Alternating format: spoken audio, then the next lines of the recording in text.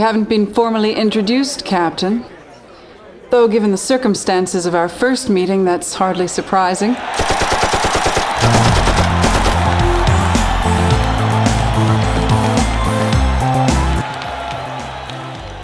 First, let me say welcome to the Resistance, Captain. And let me say what a stunning jacket you're wearing, Commander.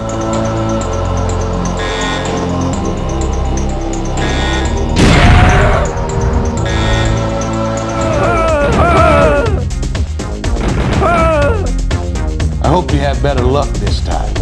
Dismiss, Captain. Crusader No Remorse.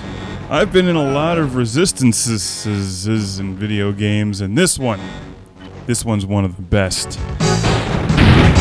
Our Red Tin Man of Death, the Silencer. This game is from Origin, the same people that brought us some of those awesome Ultima games back in the day.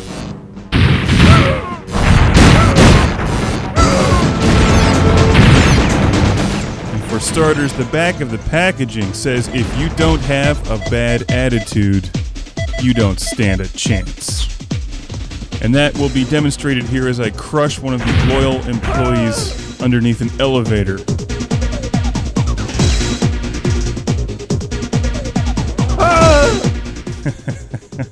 And he bleeds.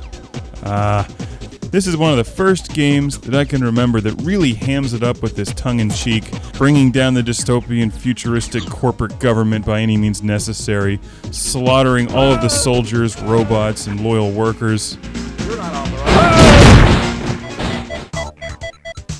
What we're looking at is Crusader on the Sega Saturn. I played this game originally on the PC back in 1995 or 1996, and was just blown away with the awesome action and over-the-top violence. It's got that Robocop level of violence and humor mixed together with a fairly interesting story. This game reminds me a lot now of Red Faction, not so much in the gameplay, but just in the story and the feel of the game, which I really enjoy.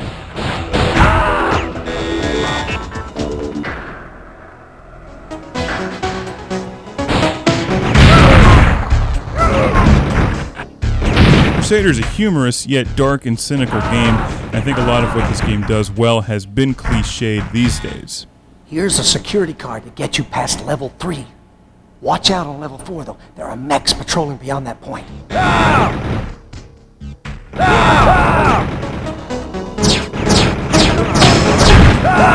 There's a lot of subtle touches of humor in there, like when you're reading the computer terminals and there's messages on there. You get email in this game.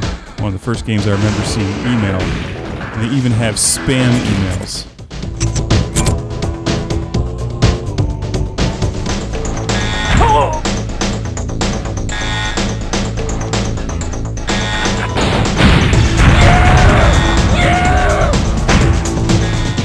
The cherry on top of Crusader No Remorse for video games today are the excellent live-action sequences. Because these were cheesy back in 95 and 96, and today they're just awesome. Because they totally complement the feel of the game. I'm not even making fun of them. I actually like them.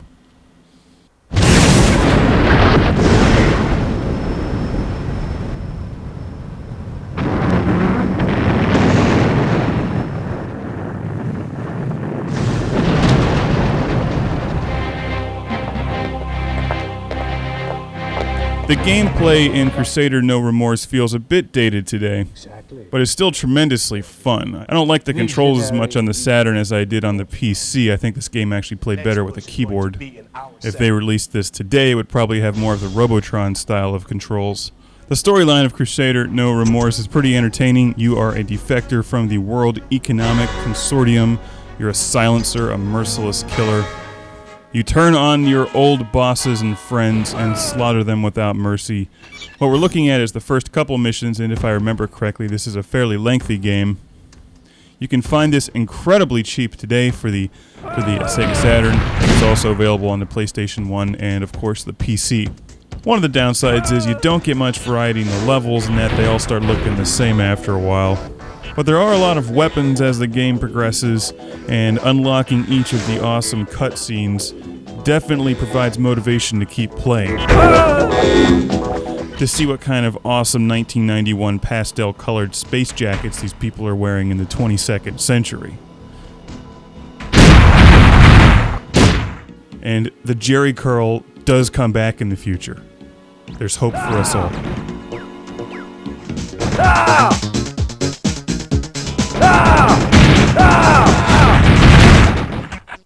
Throughout the game, you have to solve little puzzles, like flipping switches here and there, shooting something to open a door, finding various paths through things. It's not exactly a non-stop, edge-of-your-seat action thrill ride, but it's definitely entertaining and a lot of fun to play. And if you like games like Red Faction, I highly recommend you check out Crusader No Remorse.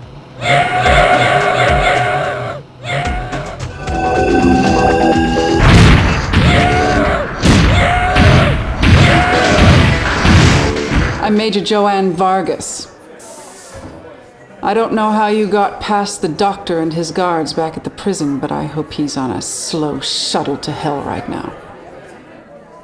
Anyway, thanks for getting me out of there.